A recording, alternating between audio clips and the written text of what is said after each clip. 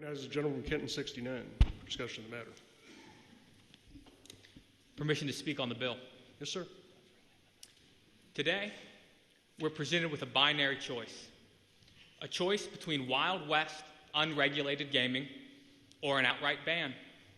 Let me tell you, neither choice is right for Kentucky. But there is a third option, an option not presented by this bill: the regulation and taxation of skilled games. 2 bills have been filed in this chamber that would do exactly that. They've not been heard.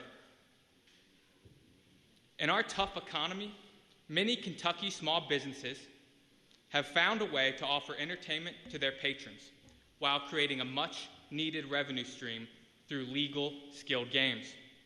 When COVID-19 decimated our restaurants and bars, many people lost not only their jobs, but their livelihoods. They lost everything they had worked for their entire life to accumulate. This ban on skilled games only serves to punish those Kentuckians for innovating after COVID-19 closed their businesses. For many Kentuckians, skilled games are the difference between shutting their doors or sending their employees home with a paycheck. Skilled games are not gray machines. They do not function in any gray area. The law in Kentucky is very clear. KRS 528.010.4a states, "A contest or game in which eligibility to participate is determined by chance, and the ultimate winner is determined by skill, shall not be considered gambling." So let's assume for a second skilled games are illegal. They're here in truck stops, bars, restaurants, and gas stations. And no agency is doing anything to stop them. So tell me then, what's the need for another law? What we really need is we need to fund law enforcement to clean up the bad actors. Have we forgotten our history?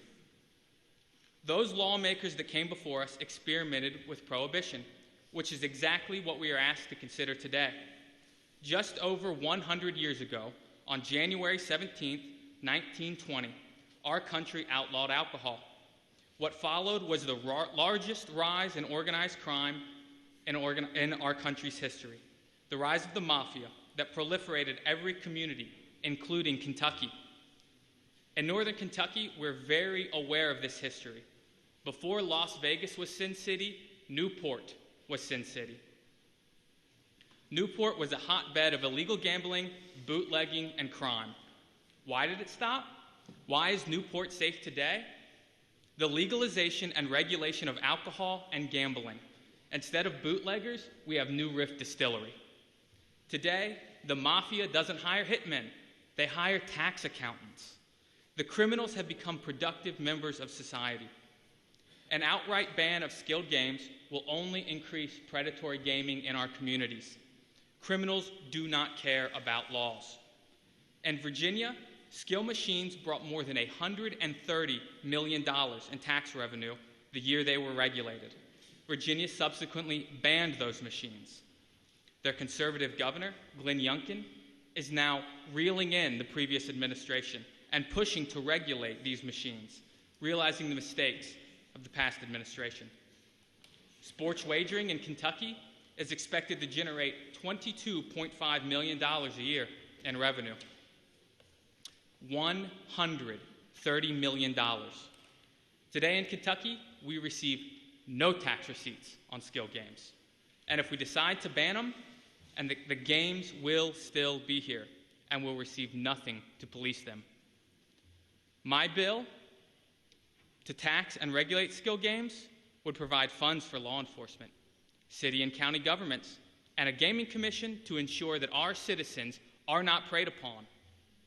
My bill balances the need between overseeing skilled games while creating a framework for law enforcement to better identify illegal slot machines and receive funding to help them more effectively enforce the law. My bill would eliminate the estimated 225,000 illegal slot machines operating across the state. Oversight and a level playing field are the only means for tackling predatory gambling in Kentucky. This issue has been hotly lobbied.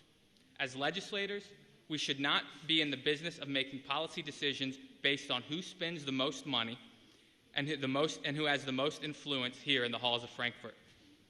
Rather, our attention should be focused squarely on improving the financial position of small businesses, especially in this time of great need. A ban will destroy thousands of jobs for those that desperately need them and benefits only one giant corporation. This bill to ban skill games presents us with two extreme choices. But I tell you, there is a middle path. Two bills have been filed. I ask that this body join me in having an honest conversation on what regulating these machines looks like in Kentucky. Only one bill has been given the chance to move through the legislative process, but there is another way. Mr. Speaker, I move that this legislation be laid on the table so that this body can consider a third option of taxing and regulating skill games.